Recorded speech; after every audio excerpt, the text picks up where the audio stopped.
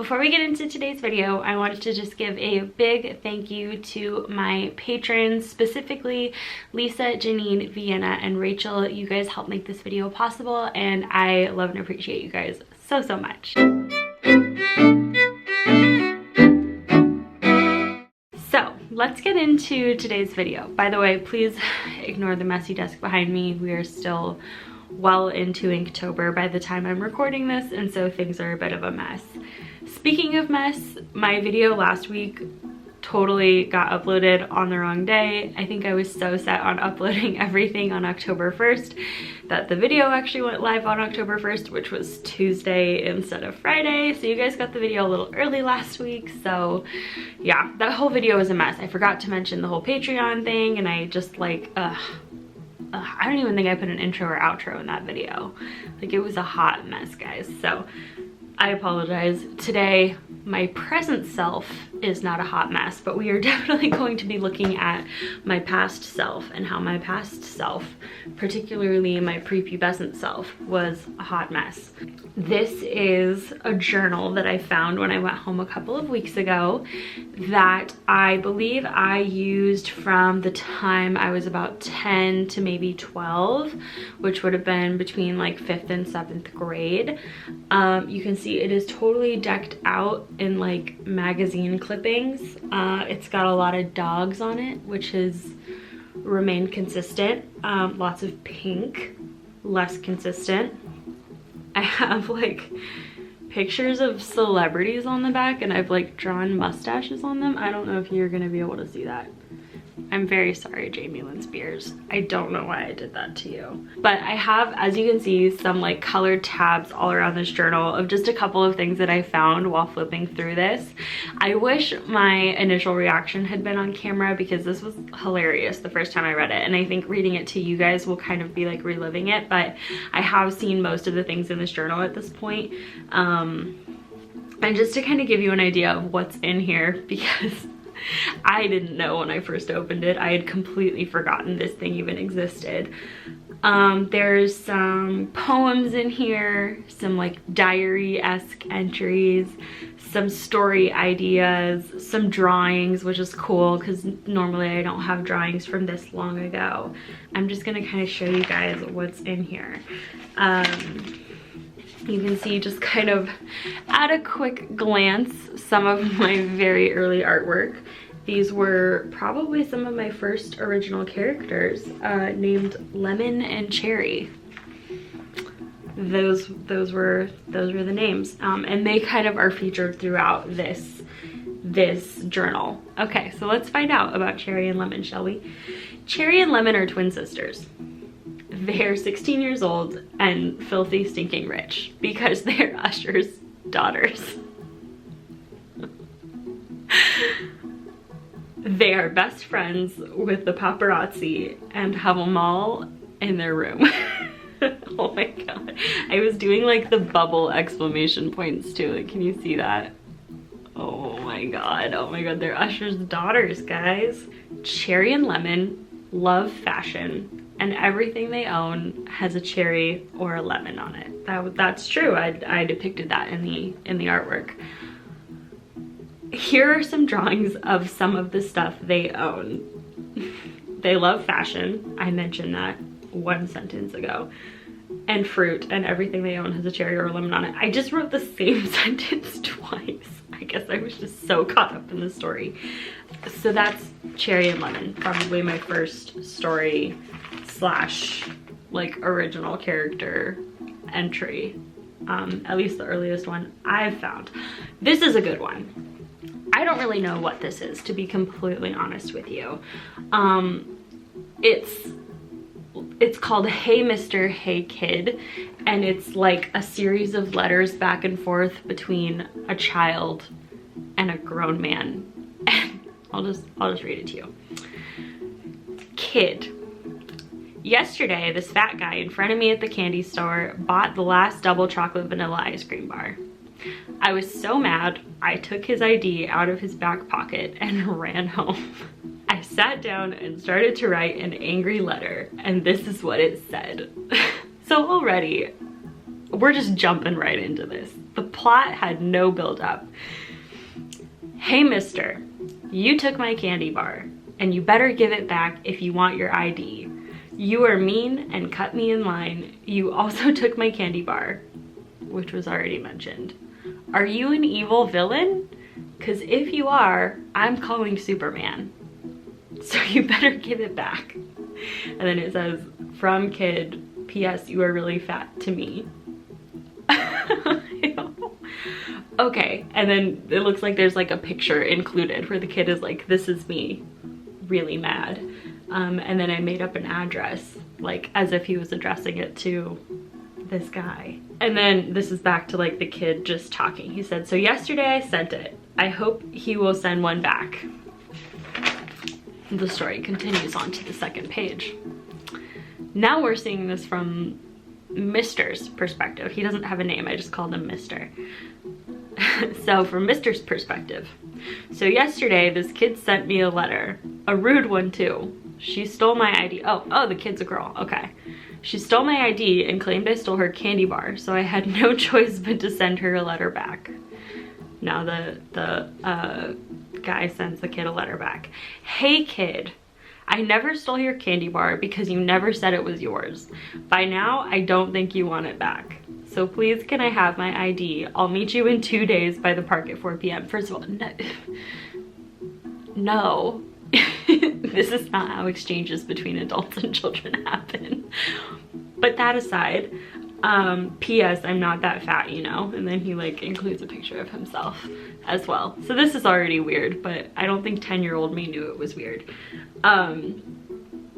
Then the guy says, I sent it. I hope I get my ID back. I miss driving my car. I hate riding my bike, but my wife says I have to.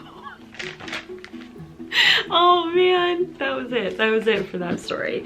So that's a good one, I think, personally. We have a cherry and lemon part 2, but I think it's less eventful. One thing that I marked in here was like this drawing of their room. I guess they have a third. Hold on, maybe something eventful did happen. Oh, now there's a new character called Mango. So now we have mango and looks like lemon and then cherry. So this is like the overview of their room, which is pretty cool. Like that I like kind of included that. I was kind of inventing universes for these characters to exist in, which was cool. Lots of gel pen, by the way, which is also very reminiscent of this time in my life. Let's see. I also had like interviews with my like friends in here where I would interview like their favorite place to go, their favorite color, their favorite subject. I don't know if that was like a school project. Some of this like was for school at the time. Like we had like writing assignments for school. So some of it's that and some of it's just random, which makes me think like, did I actually turn this into my 5th grade teacher? And like, did she actually read some of this? Because if so, I'm so sorry, Miss Ebert, because some of this stuff is so weird. Like, could you imagine if you were a teacher and I had an amazing 5th grade teacher, but you saw this drawing that said like, welcome to detention, and like the face of the teacher was just scratched out? Would you not be like, kind of concerned? I don't know. I can't remember if I had to turn this in or not. Oh, interesting. I marked this page. This is a drawing of some new characters. We have, it looks like Ashley, who's described as shy. Then we have Chelsea, who's described as outgoing. And then Taryn, who's described as punk. So there you have it, ladies and gentlemen. Very original character archetypes. And then the story title is She Stole My Prom Date. Subtitle, a story about best friends, or so they thought. Suspense building, right? And then there is no actual story, so no resolve on that one. This is where I can tell I was very much in between like being a kid and being like a teenager, because I had that very like preteen story about like prom dates, and then I have this story. Once upon a time there lived 5 dogs and an exploded cow. Yes, their names were Scruffy, Fofo, Biscuit, PB and O, in parentheses, peanut butter and Oreo. I misspelled peanut butter. and the one with no name. Apparently I just couldn't think of a fourth dog name. I could think of hundreds now. And Betsy, the exploded cow. I just thought I would show you the pictures. Here we have Scruffy. We have this duck character, which has not been introduced to the story as of yet. And then here we have Betsy, the exploded cow. I don't really know how that works out. We're gonna stop that story right there. I don't know. I just thought it was funny that I made a character out of an exploded cow, and that's the character. Okay, so here's a poem that I wrote titled Away. I'll read this one. Away, away, away, I say. Okay, okay, I've gone away. To the streets I go to stay. Come back, man in black. Hurry, hurry, come unpack. Away, away, away, I say. You come back, but not to stay. Out, out, away, away, and then come back tomorrow again to play. And then, of course, you'll go away. I don't know, that one's like almost kind of creepy to me because it's like this man in black character that like comes and goes, and like it almost sounds like a ghost or something. So I thought that one was kind of cool and creepy. Props to me. Oh, this is a poem. This was actually in my elementary school yearbook. My dad like bought a page in my yearbook for like this poem specifically, which was kind of embarrassing because it just had like pictures of my face and then this poem.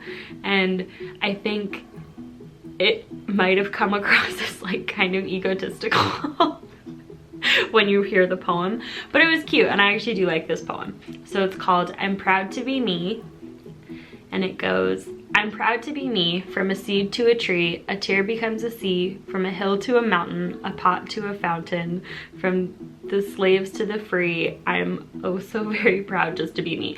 Honestly, on a second read through, I'm a lot less impressed with myself.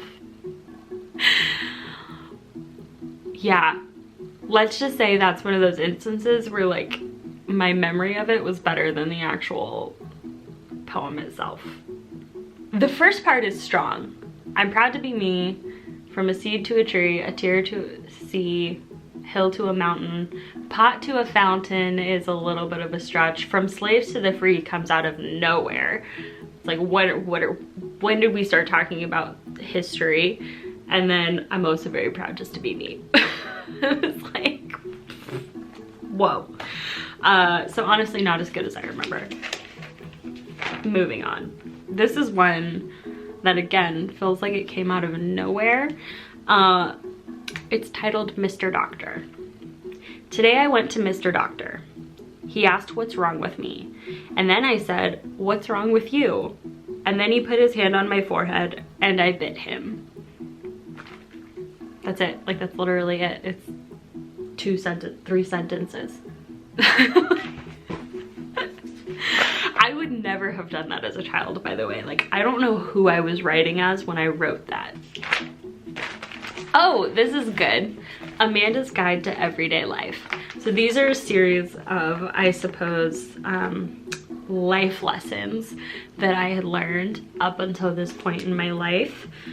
Number 1 is never eat soap.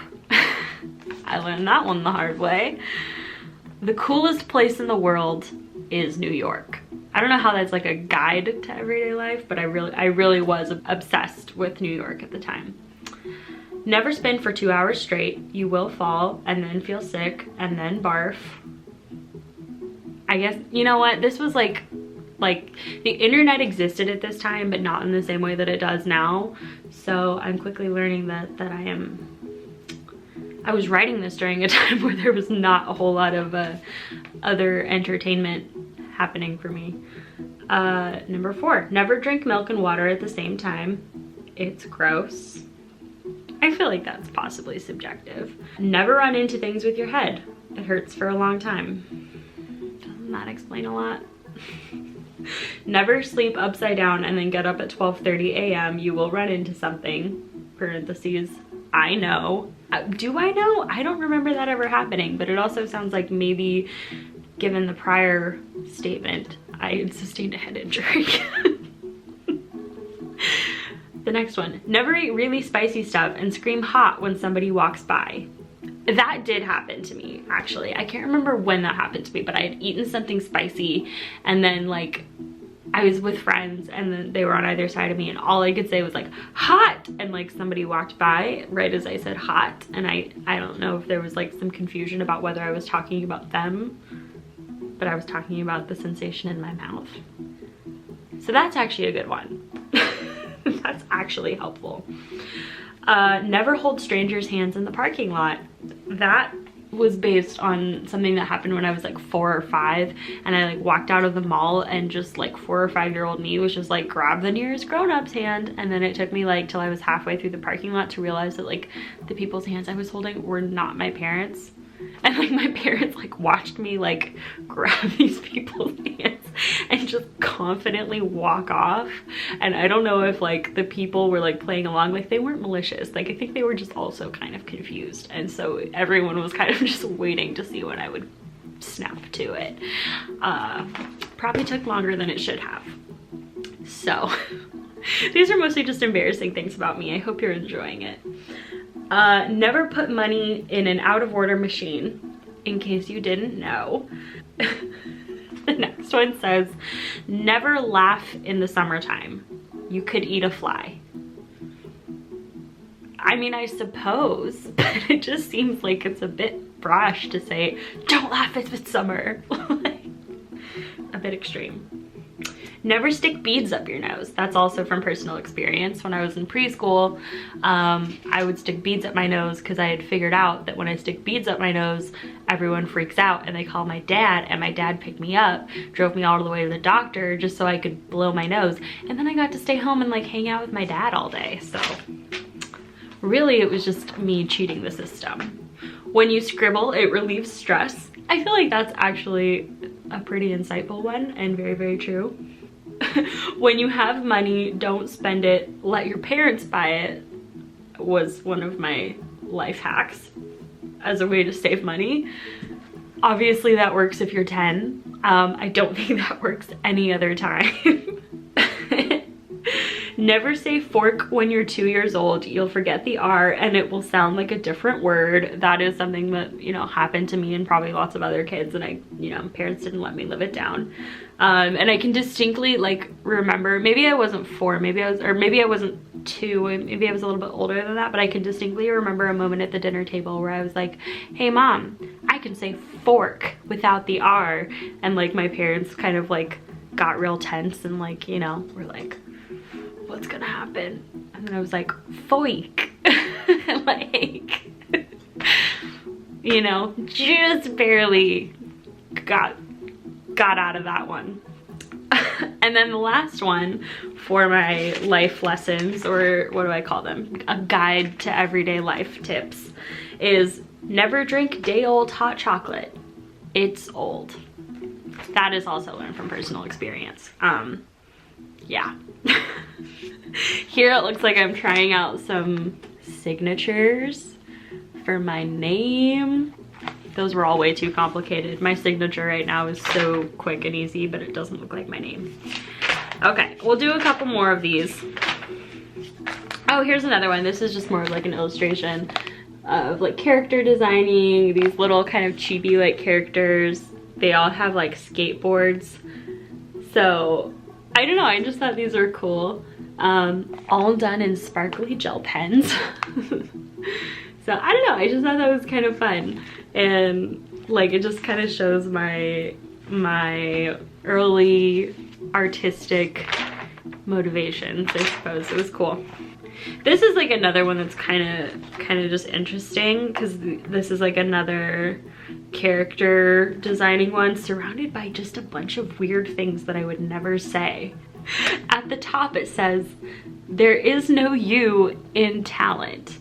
There is no you in we, but there is a you in loser, and I spelled it like that. So edgy.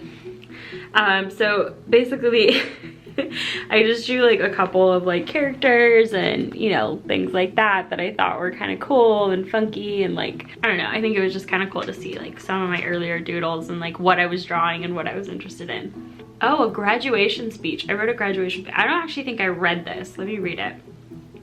As I stand here today, I think about how our lives will soon completely change. This is going from 6th to 7th grade, by the way. We will soon be living the life of confusing teenagers. The road to becoming a teenager is like a car wash.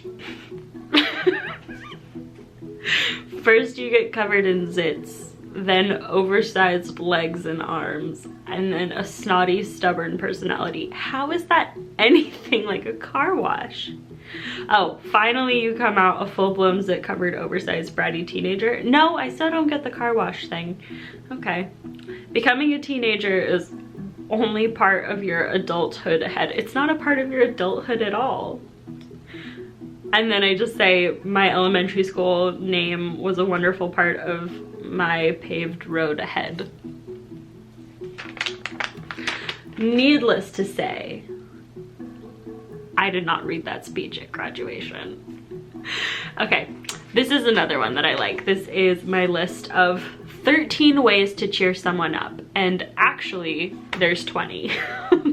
So, and at the top, for some reason, I just wrote bite me.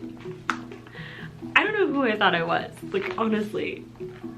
Number 1 out of 13, actually 20 ways to cheer someone up.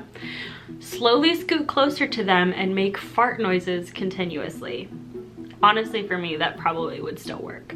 2, name random words in rhyme and make it into a song.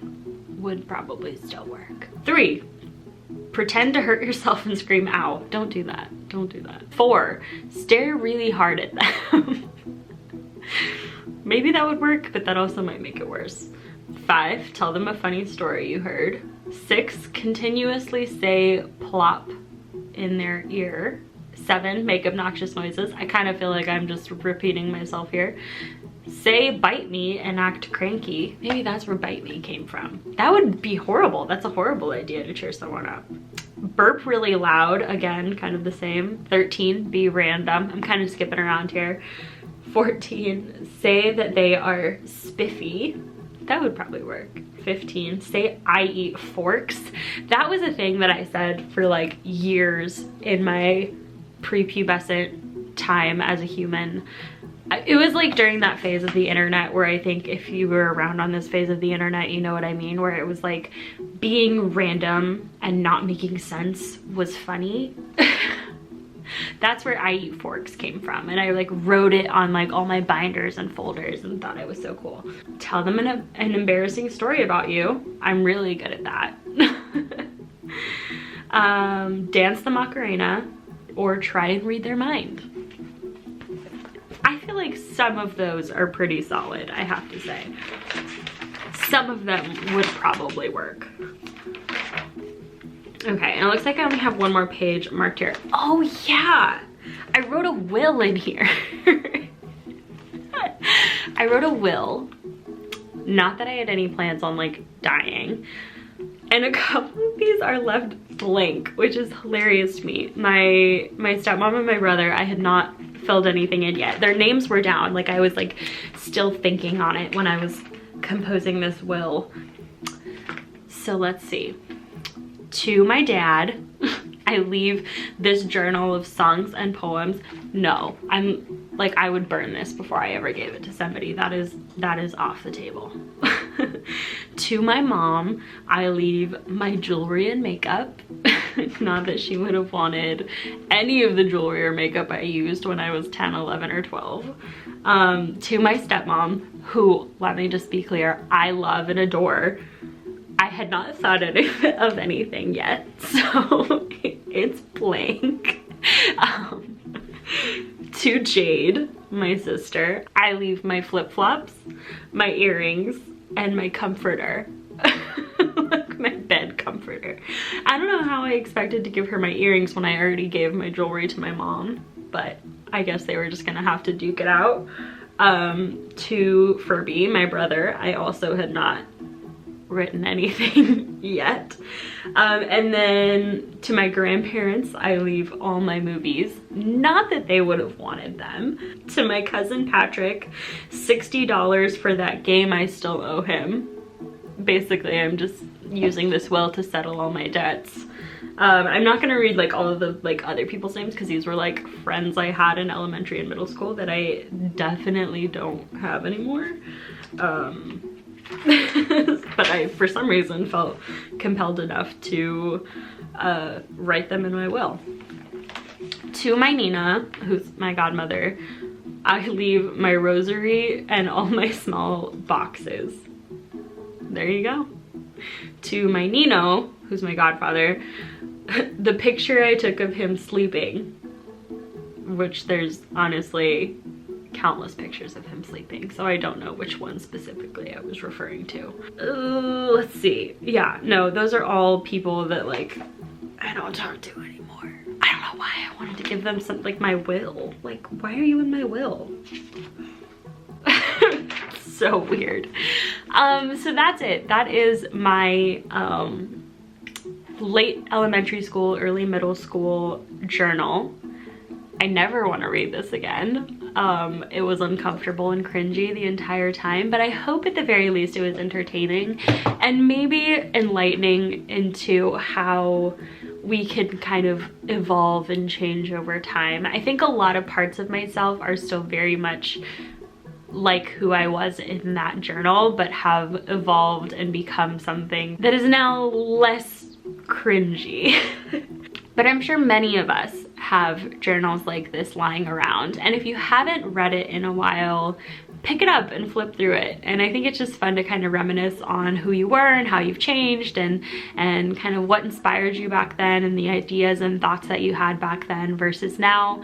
I don't want this to discourage any of you from writing in a journal. If you are 10 or 11 or 12, do it. By all means, be your authentic selves and write in this journal. I think it's such a good thing to have when you look back on as an adult.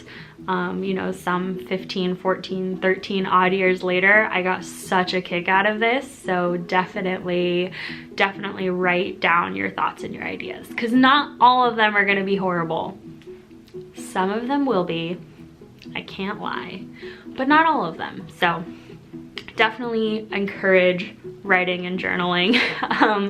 This is also an idea that I kind of want to continue, so I might do kind of like a sequel part to this video if you liked it, where I go through the notes app on my phone and I read like old ideas and thoughts that I had from like 2012 to honestly like last week, because I tend to write like a lot of very random ideas down in my phone. I have a whole list titled like 2 a.m. Chronicles, where it's just like random ideas that I have that I like have to write down, because I have like this fear of fleeting ideas where like if I don't write something down, I'm gonna forget it and I'm never gonna remember it again. So I write like everything down.